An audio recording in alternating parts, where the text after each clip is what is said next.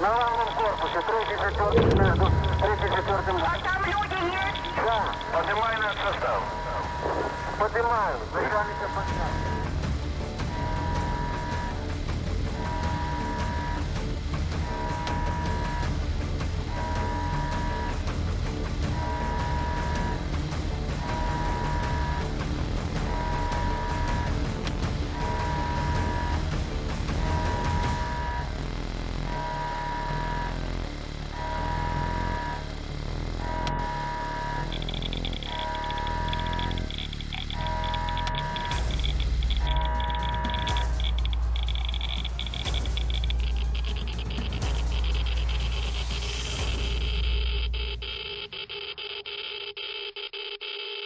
On April 26, 1986, a catastrophe shook the whole of Europe. And the world would experience a fatal day that became engraved in its history. A catastrophe that would turn an entire city into a post-apocalyptic ghost town.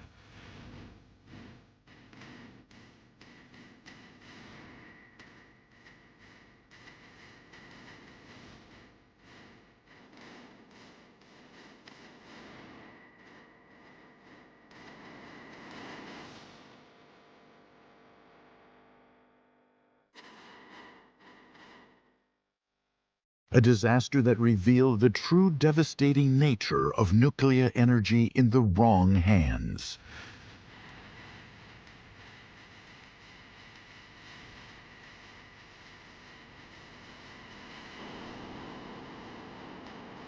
This is the tragedy of Chernobyl and the damages it left behind after a deadly fight against an invisible enemy.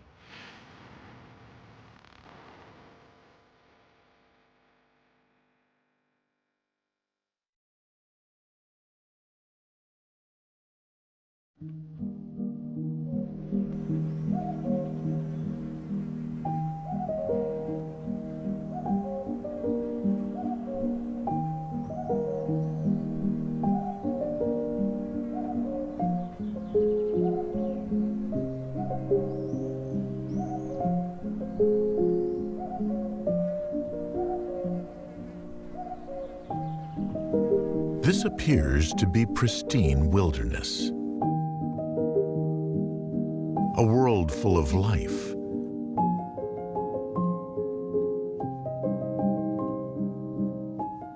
A quiet area where nature and wildlife is thriving.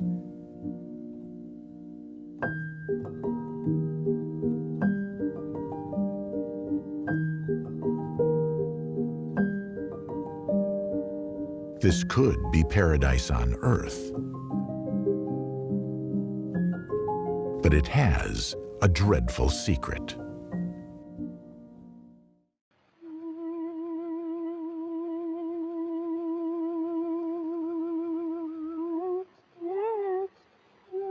Ukraine, 1986. The Chernobyl nuclear power plant was one of the Soviet Union's largest nuclear power plants.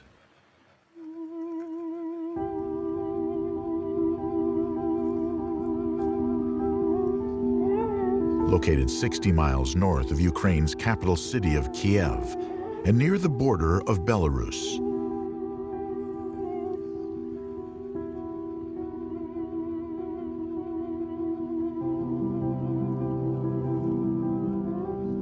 Chernobyl was about 9 miles away and home to about 12,000 residents.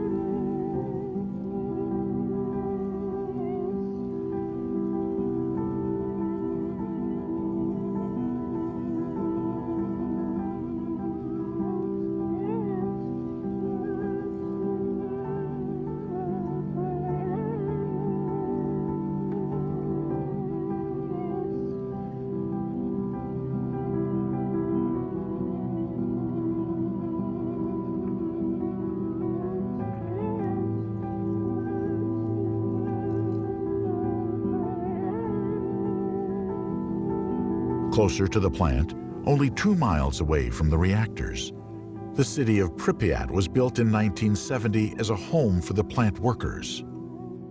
This new city had high quality and modern high-rise buildings.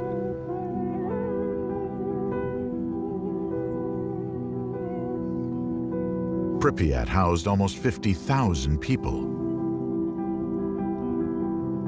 It was lively and rich, full of talents, and goods were more available there than in any other parts of the Union.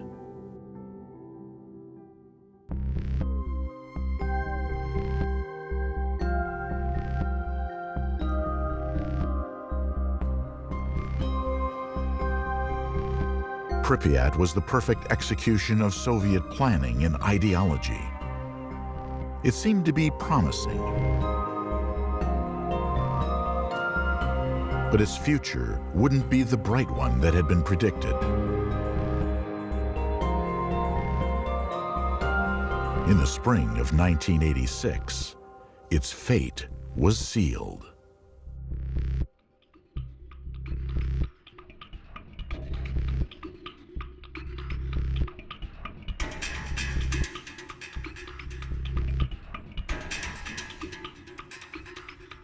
Inside the Chernobyl nuclear power plant, there were RBMK-1000 type reactors.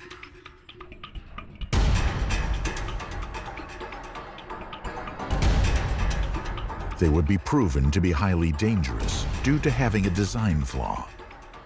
According to the workers, reactor number 4 was the best of all.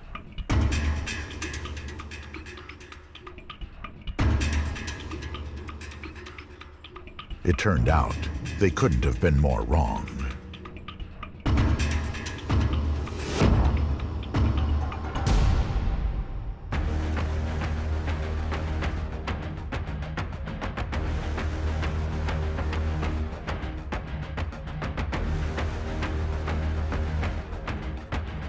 On 26th of April, 1986, at 1:23 a.m., a catastrophe shook the whole of Europe. And the world would experience a fatal day that became engraved in its history. A major nuclear accident. One of the worst man-made disasters of all time.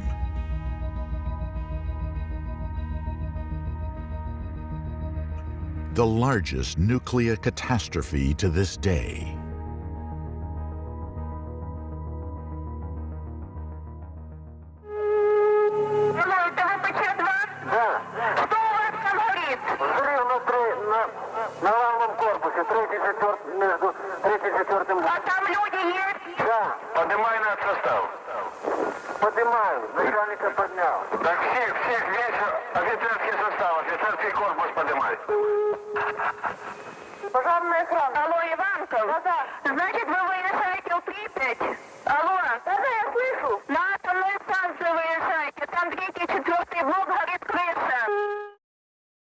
The amount of radiation was 400 times higher than what was released by the Hiroshima and Nagasaki bombs in 1945.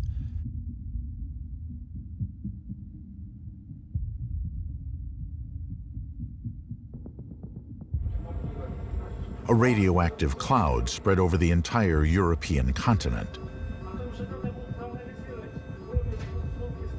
On that night, a routine safety check went horribly wrong. The reactor 4 exploded, ripping the 1,000-ton roof off in the process. The power plant was shaken by 2 enormous explosions. During the test, inadequately trained personnel made fatal mistakes and violated safety protocols. Despite attempts to shut down the reactor entirely, a power surge caused a chain reaction of explosions inside. Finally, the nuclear core itself was exposed, causing a nuclear meltdown, spewing radioactive dust into the atmosphere.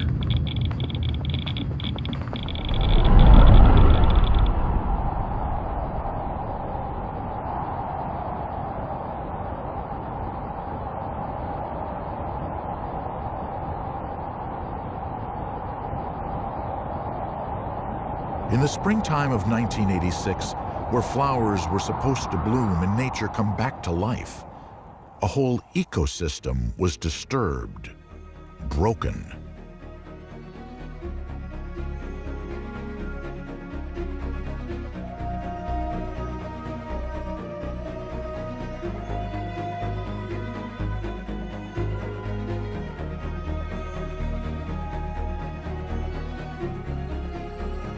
From then on, a relentless fight against an invisible enemy began, putting thousands of lives on the line. The incident would turn out to be a milestone in the history of nuclear power and the catalyst of the collapse of the Soviet Union as they tried to cover it up. The people became disillusioned with the Soviet ideology.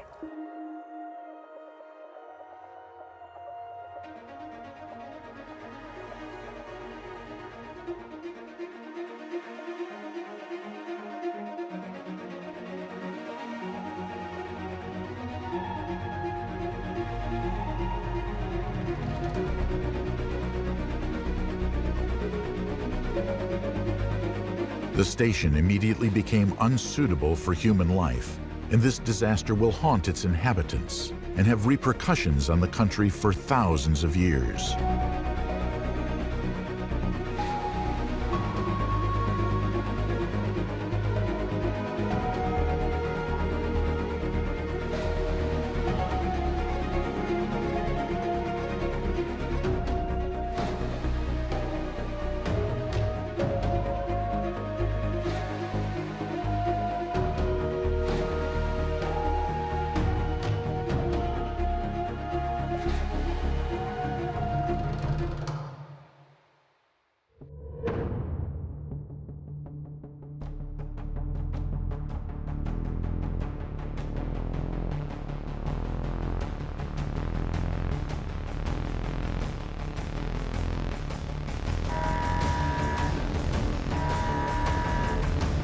The explosions immediately killed 2 workers.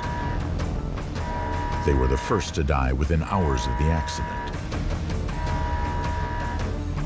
More than 100 were injured.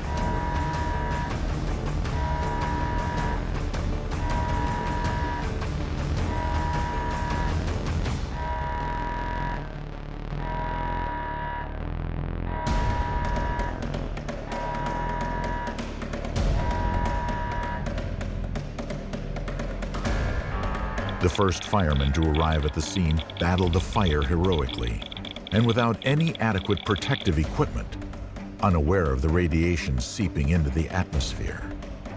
They poured tons of water on this strange fire, but nothing seemed to be putting it out. Some began to lose consciousness. Others started vomiting. At least 5% of the radioactive reactor core was released into the atmosphere.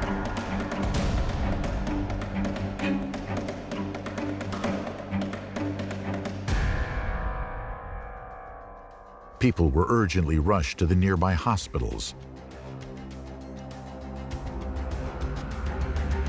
And all the contaminated clothes, footwear, and bed linen were thrown away. Over the next coming weeks, on a total of 134 servicemen that were injured, 28 firefighters and plant workers would die from acute radiation syndrome. Many more contracted serious illness.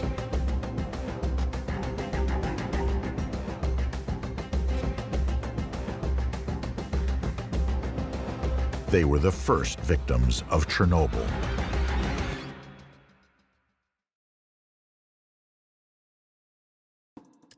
For the next several days, emergency crews desperately tried to contain the fire and radiation leaks.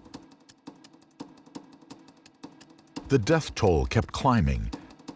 The fire was still burning.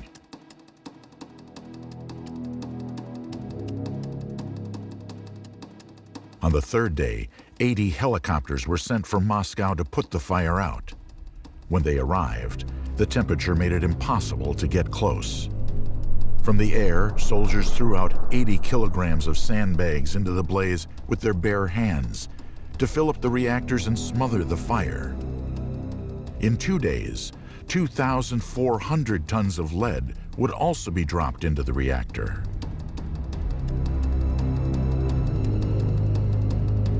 After a few missions, soldiers would start throwing up.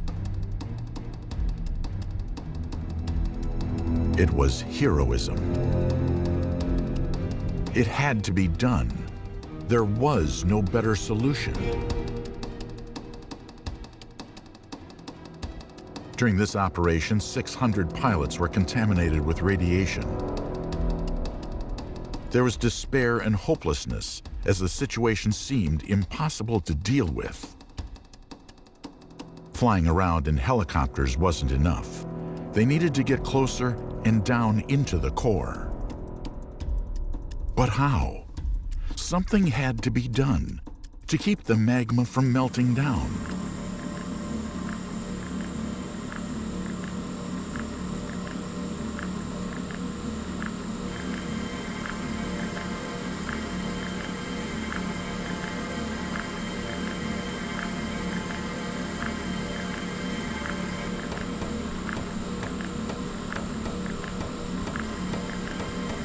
They came up with a solution, but it would cause the loss of more lives.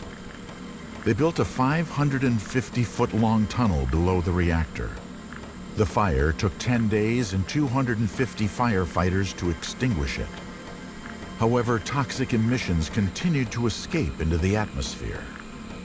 Later on, the crews discovered something horrific: the most toxic mass on Earth.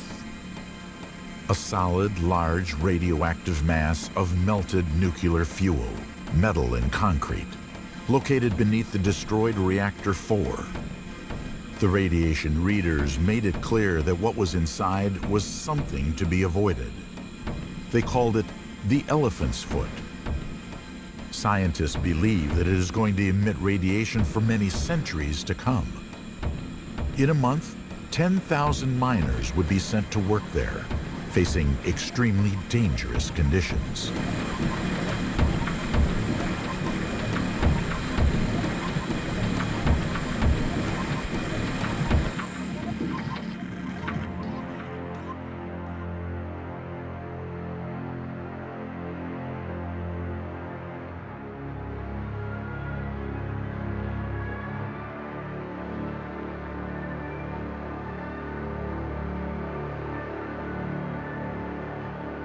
A total of 600,000 rescuers, including firefighters, pilots, miners, and local volunteers, were sent from all over the Union to fight against this terrifying invisible enemy and to clean up the disaster.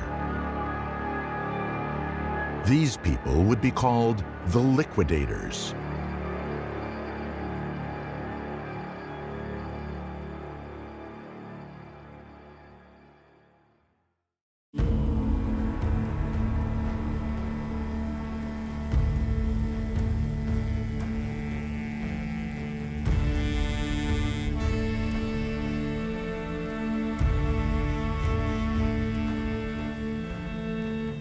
These men and women who fought a ruthless battle have now become almost forgotten heroes. Yet it is thanks to them that the worst was avoided.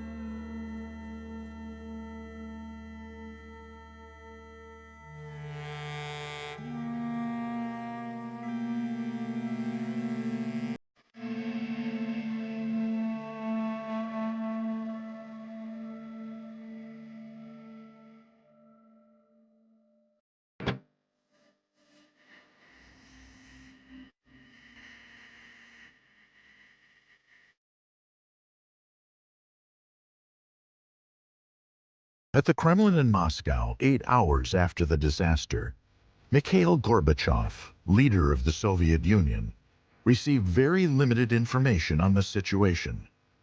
The first information consisted of accident and fire.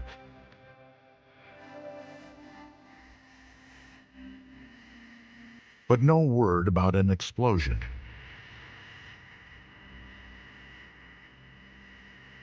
The reaction of the Soviet government was controversial. For years, the secretive state tried to cover up what really happened. At first, they ordered a complete media blackout, only to avoid panic, they claimed. The less knowledge and the more silence, the better. But frightening gossips were already going around the city. The situation was underestimated.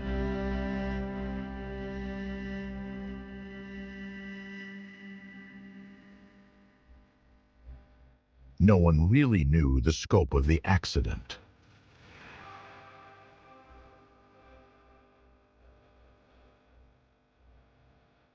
Even doctors were strictly instructed not to tell the patients that something was wrong, and that they would lose their jobs if they said anything opposite.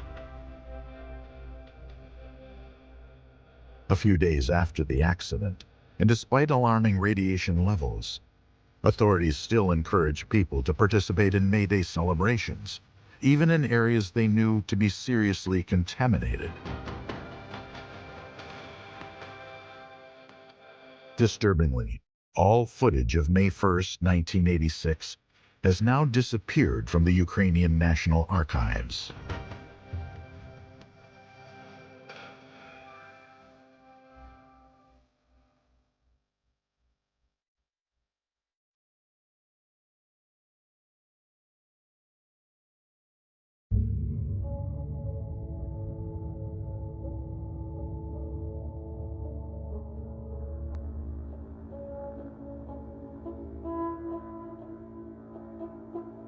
In Pripyat by early afternoon the next day, the radiation readings were already 15,000 times higher than usual. By the evening, it had increased even more, creating a lethal dose for the inhabitants. They would die in only 4 days if they stayed.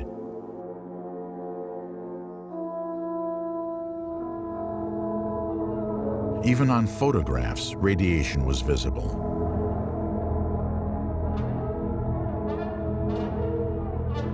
But the city's communication was cut and all roads were blocked to make sure no information left the municipality. Unaware of the disaster happening only 3 kilometers away, people continued to live their normal lives.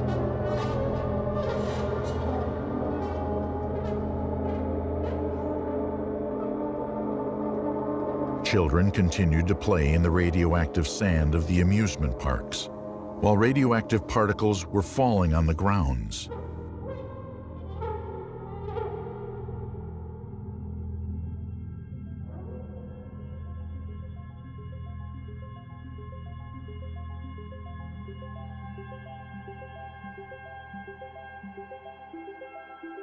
By the evening of April 26th, windows and doors should have been sealed and iodide tablets swallowed. But such an order had not been given.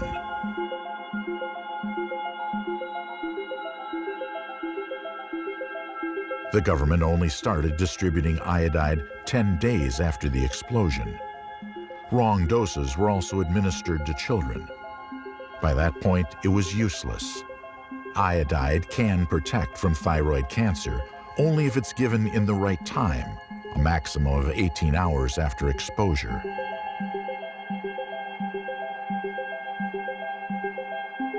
In Chernobyl, the population was not moved. The contaminated foodstuffs were kept within the food chain for a critical period, and iodine tablets weren't handed out to protect the thyroid from thyroid cancer. It was chaos. Nobody had any training in radiation. At Kiev's National Medical Library, the librarians even received an order to take all the books from the shelves that contained the word radiation. The disaster was expanding. No one in the surrounding areas was evacuated until about 36 hours after the disaster began. By that time, many residents were already complaining about headaches, vomiting, and other early signs of radiation sickness. It was terrifying. But the situation turned critical. The evacuations of Pripyat commenced on the next day, on April 27th.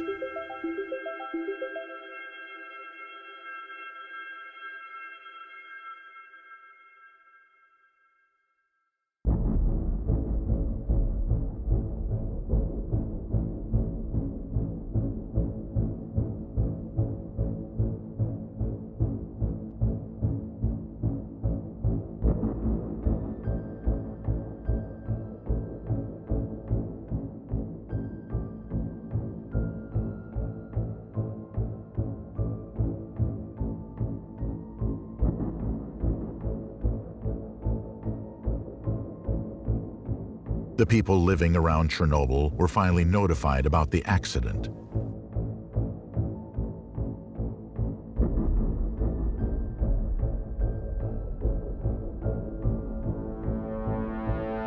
But authorities falsely stated that they had it under control and that the evacuation was only temporary.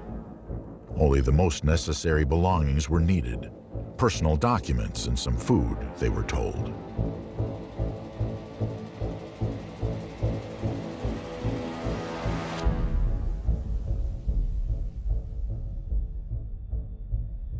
In a matter of a few hours, people had to leave their homes, their entire lives behind.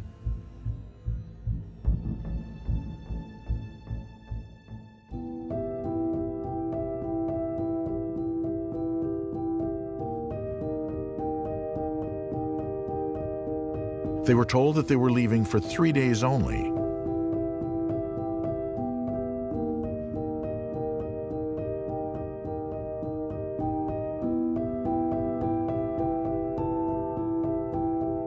They would never come back.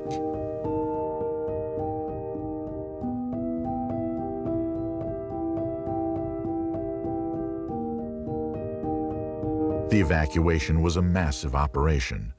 49,000 people were forced to flee in under 4 hours.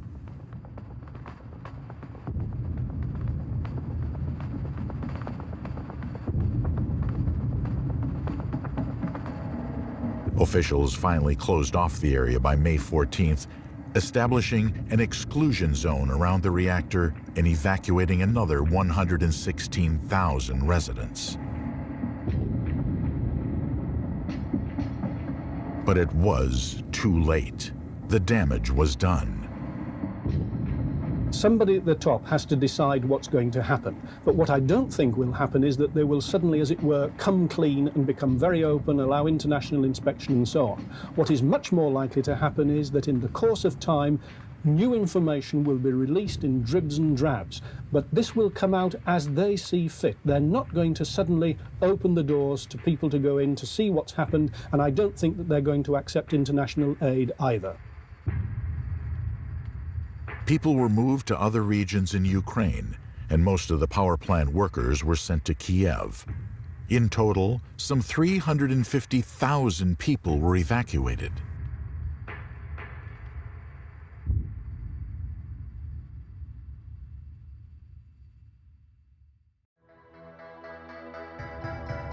No news about Chernobyl surfaced until the next days in the rest of the Soviet Union. In fact, the citizens only found out about the catastrophe via foreign communication channels. The Soviet media channels kept quiet until Sweden was the first country to detect that something disastrous had happened. This forced the Soviet government to come out.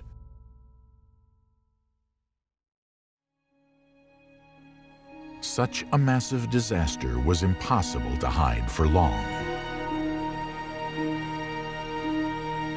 Radiation spread quickly around Europe, immediately affecting Scandinavian countries. It was only on the 14th of May, after the 1st of May celebrations, and 3 weeks after the accident, that Gorbachev decided to make a public announcement on TV. Today on Soviet television, Mr. Gorbachev said the accident has deeply affected the Soviet people and, as he put it, disturbed world opinion. He told his fellow countrymen that the worst is now behind them. It has certainly taken Mr. Gorbachev a long time to go public. Добрый вечер, товарищи. We were recently stricken by a disaster, the Chernobyl nuclear power accident.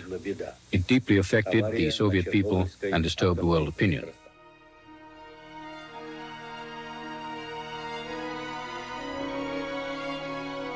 The news finally reached the entire country.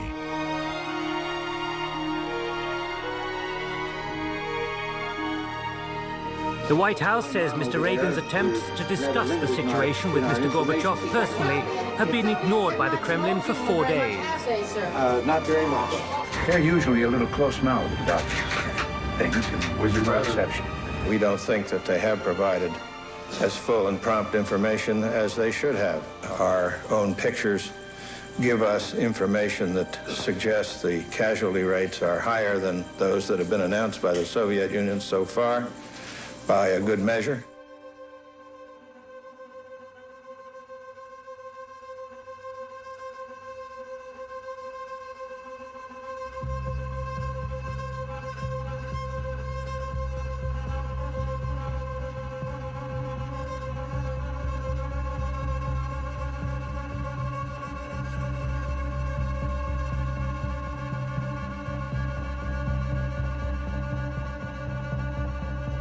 As the crisis continued, more economic, technical, and scientific forces were mobilized.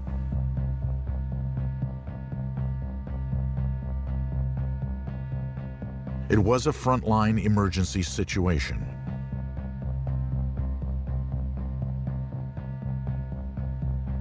The radioactive cloud continued to drift over Europe. It soon reached the United Kingdom, France, and Italy. The French authorities denied its presence.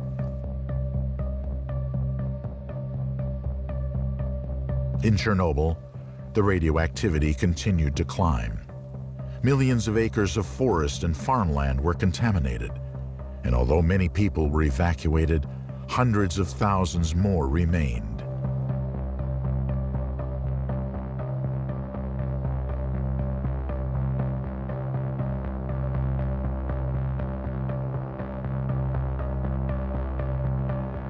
Animals were also highly contaminated and left abandoned. Nobody took care of them. Their owners wouldn't return. Special hunting squads were formed, killing cats, dogs, and all other animals, because of the fear that they would keep spreading the radiation.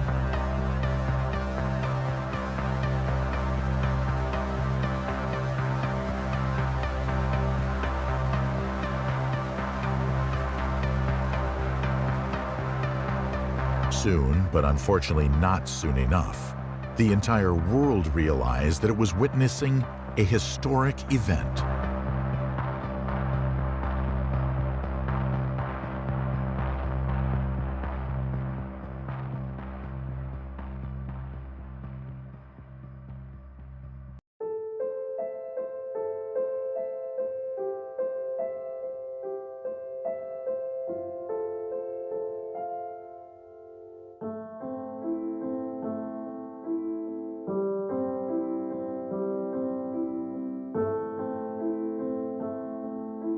"34 years after the disaster, the area of Chernobyl remains uninhabitable and abandoned. Although Pripyat is safe enough for a brief visit, the cleanup was a massive operation. It took years and involved hundreds of thousands of people. Today, surprisingly, there are still about 120 people who self-settled and are still living in the exclusion zone. Around 8 million people live in the contaminated areas of the Ukraine, Russia, and Belarus. For all these years, they've been living on contaminated land and radioactive food.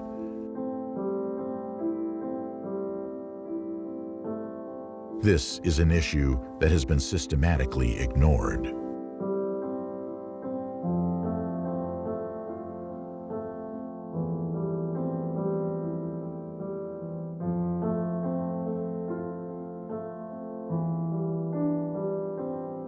It takes afterwards a very long time to decontaminate.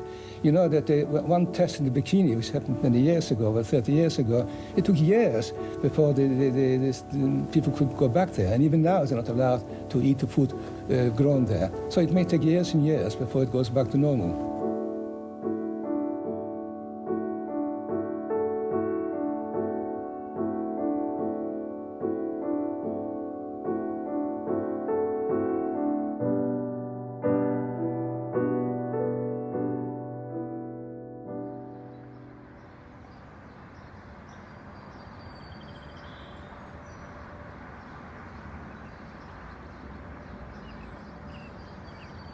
The consequences are still felt nowadays.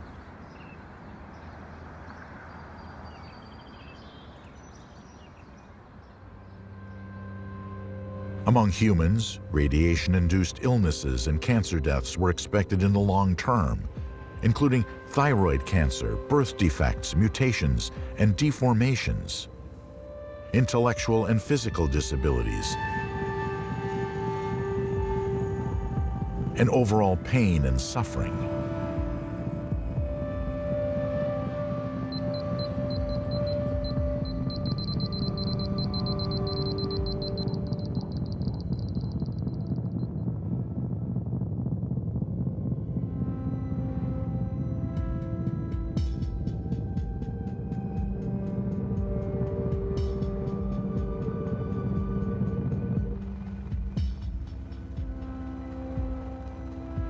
Livestock and wildlife were also highly affected.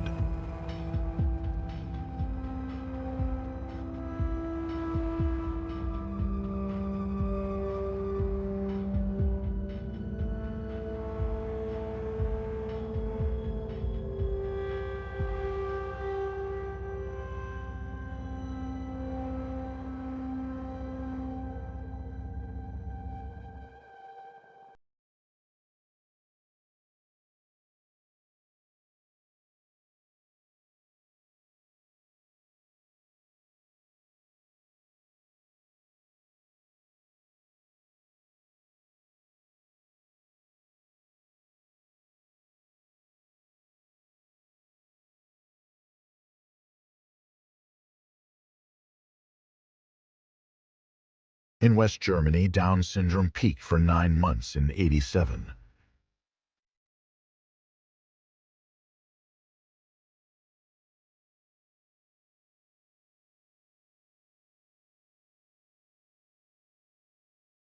The United Nations Scientific Committee reported that more than 6,000 children developed thyroid cancer after being exposed to radiation.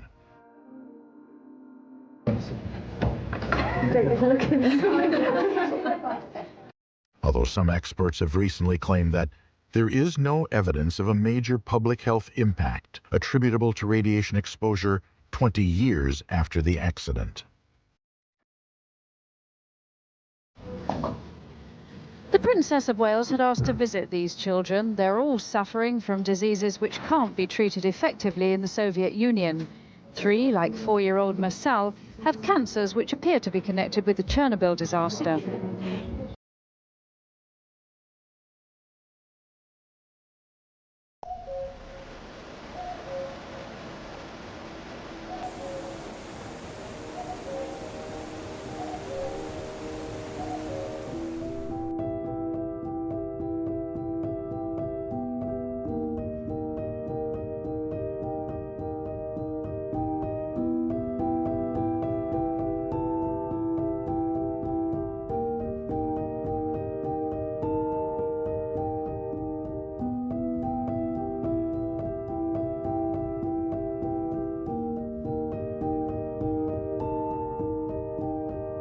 The liquidators were incapable of going back to a normal life.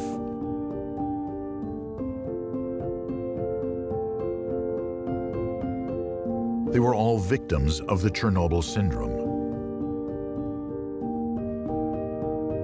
The ones who survived were disabled or unable to work.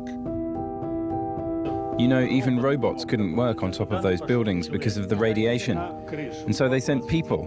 It was so dangerous the men never stayed more than 20 to 40 seconds up there. Otherwise they'd get completely irradiated.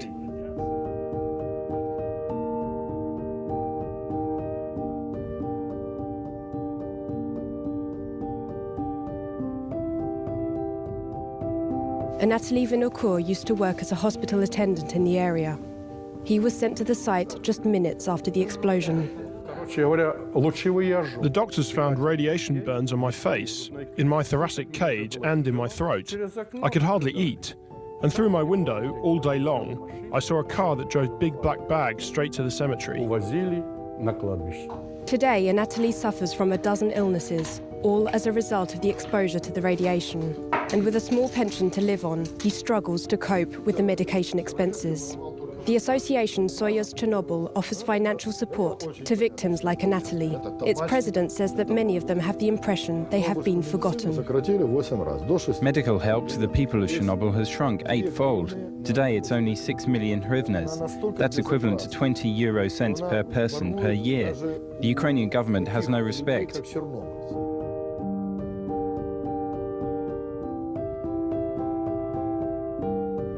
According to the military, out of the 600,000 liquidators, 10% have died, and 200,000 are disabled.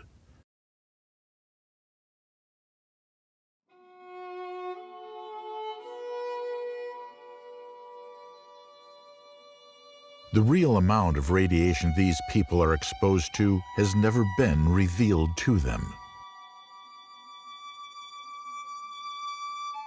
There were a lot of lies, and only a few realized the scope of these lies. On the second anniversary of the Chernobyl disaster, on the 27th of April, 1988, Valery Legasov, the chief of the commission investigating it, and who had worked so hard to unveil the truth, decided to end his life.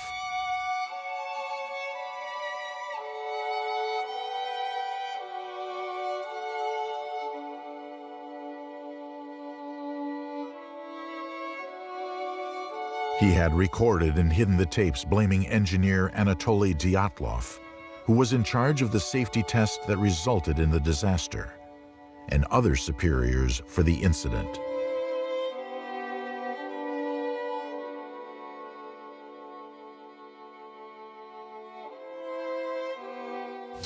We are going to talk this afternoon about the impact of Chernobyl. Something of the order of 40 or 45 deaths might be expected in all subsequent years as a result of this accident.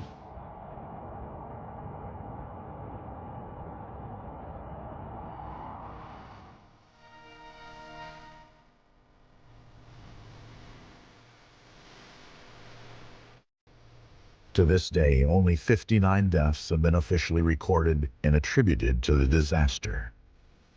The exact actual human cost of Chernobyl will never really be known. There is little reliable data. The full consequences of the accident, including impacts on health, remain highly debated and understudied. Most estimates range from 4,000 to 93,000 deaths.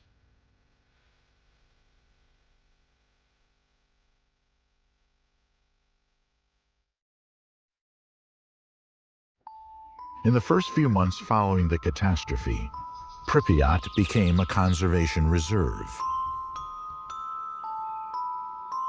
Flowers were planted along the pavements, goods were still in the shops, and even the traffic lights continued to work.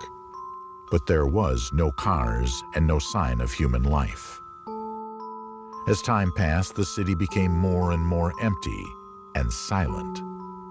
Some old inhabitants illegally climbed back into their own homes to see if they could find the belongings that they'd left behind, only to realize that nothing was there and that it was all over. People came to rob the shops and stole what was left. People still take things from the dead city as souvenir. Pripyat may well be the last place on Earth to conserve a little Soviet Union in its 1980s state. Now, trees and plants have grown in the middle of the roads and are reclaiming the whole town. The flowers are gone. The Soviet apartments are crumbling. The 1st of May parade's posters still decorate the buildings. The amusement park with the bumper cars were never used, and the Ferris wheel that never turned has become an iconic symbol of the disaster.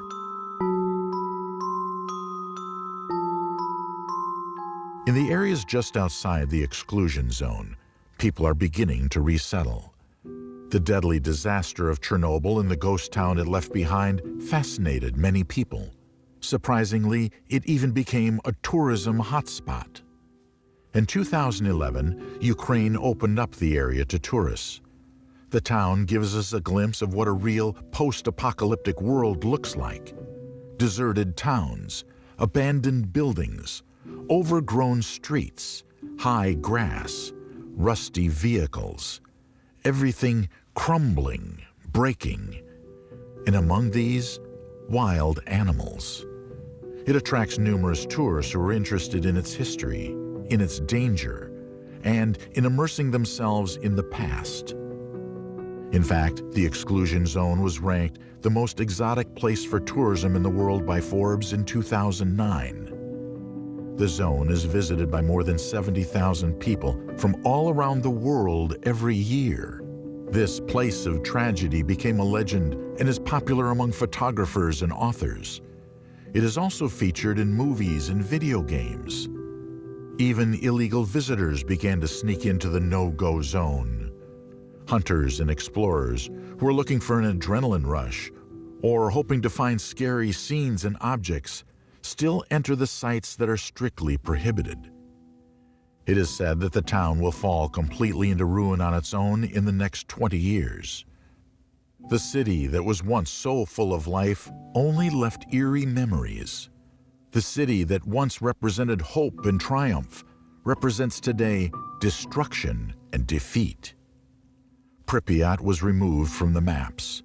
It became a dead city.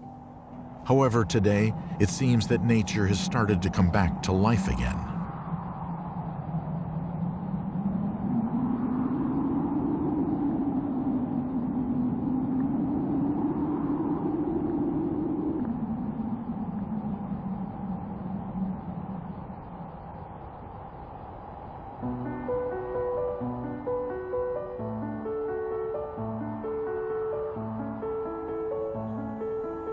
The impact on the surrounding forest and wildlife also remains an area of active research. In the immediate aftermath of the accident, an area became known as the Red Forest. The high levels of radiation colored the pine trees reddish-brown after absorbing such deadly high levels of radiation. It had to be cut down. The area is still believed to be the most contaminated land on the planet, land that will take thousands of years to become healthy again. Today, the exclusion zone is eerily quiet, but it also appears full of life. Mother Nature began to reclaim this place. The region is filled with a variety of wildlife and forests that have thrived and creeped in without interference from humans. Other wild creatures that the people were so determined to keep out started reappearing. Brown bears were seen for the first time after being absent for over a century. Wolves, deers, lynx, beavers, boars, and elks have been seen to run free in the dense woodlands that now surround the silent power plant.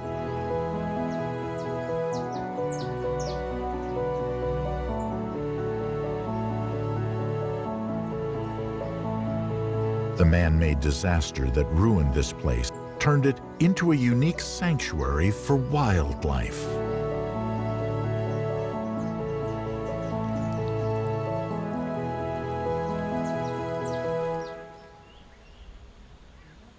But despite the dense vegetation, and even though this could appear as pristine wilderness, it is not.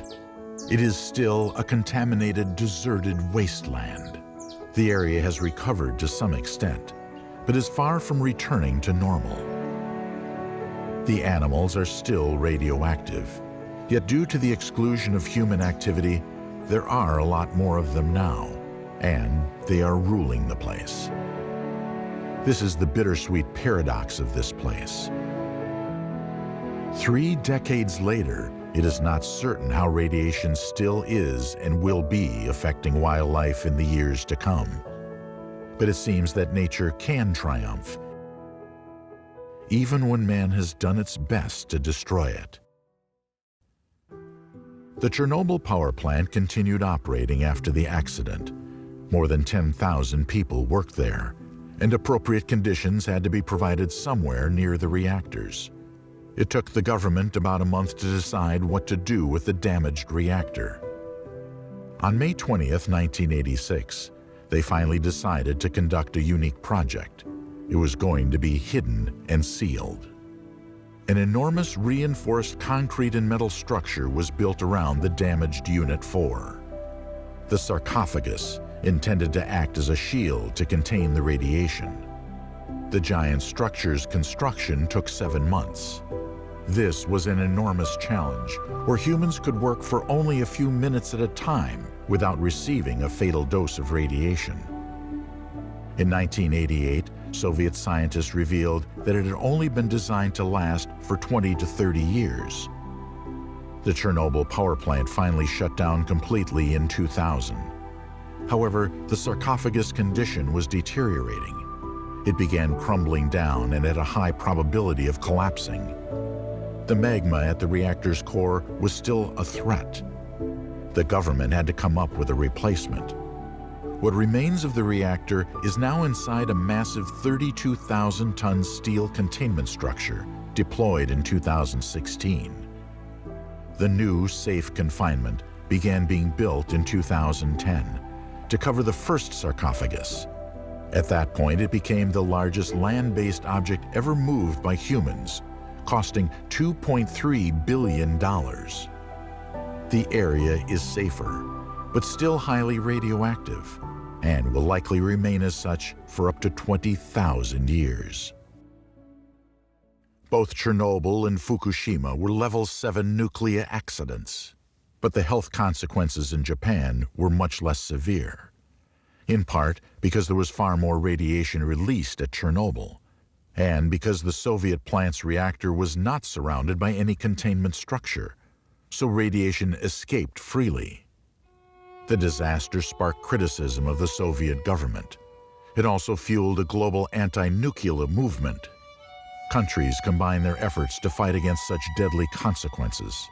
Yet today the disaster and its lessons seem to be fading from memory. But it is still a global problem, and it isn't over yet. 11 RBMK nuclear reactors are still in use in the world today. All of them in Russia. Although they were all modified for safety, experts are still researching ways to prevent further nuclear disasters. On contrary to public belief, nuclear energy is still considered the safest energy source in comparison to other fossil fuels like coal, which is by far the most dangerous. But it doesn't come without a risk. Renewable energies are still not talked about enough in Ukraine. Chernobyl also led to an economic fallout. It has been estimated to cost around $235 billion in damages. The politicians were unprepared and unable to effectively handle the aftermath. It undermined faith in the whole system. Gorbachev himself claimed that the accident was perhaps the real cause of the Soviet Union collapse.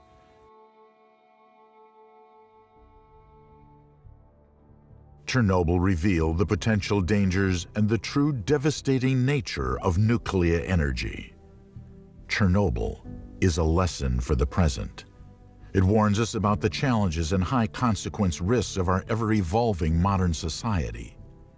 As technology keeps progressing, it is important that we assess and manage the risks that are big in scale and complexity. We need to be able to anticipate a global catastrophe. Chernobyl was one of the worst man-made and terrifying disasters in history.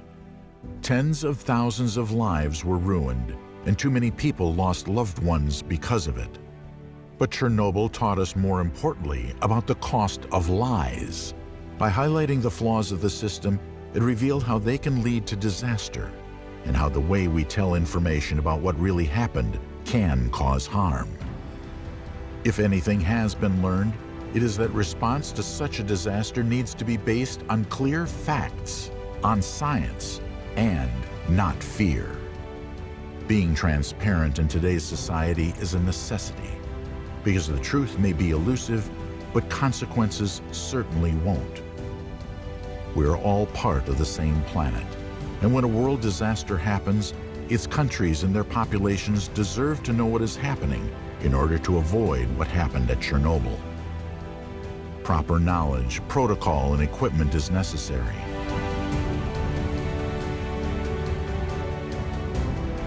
It is also a grave reminder that we must steer future generations from any risk of another nuclear apocalypse.